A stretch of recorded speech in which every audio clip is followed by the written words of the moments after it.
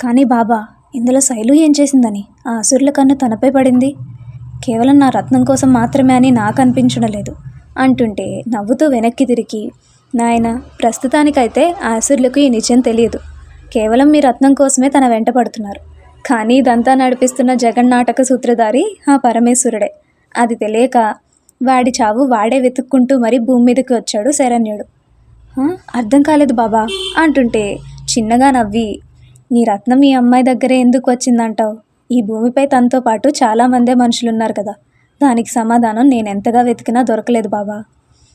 అవును బాబా, నా శక్తితో కూడా చాలా ప్రయత్నించి చూశాను, కానీ దొరకలేదు అంటాడు కిట్టి. అలా ఎలా దొరుకుతుంది నాయనా? అన్నీ మనం అనుకున్నట్టుగానే జరిగితే విధి బాధపడిపోదు. ఏది ఎప్పుడు ఎలా తెలియాలో అలానే తెలుస్తుంది ఈ విధి రాత. అంటే బాబా అని అంటాడు ఏమీ అర్థం కాక. సిద్ధు దగ్గరికి వచ్చి, ఇందాక మీ అమ్మ నాన్న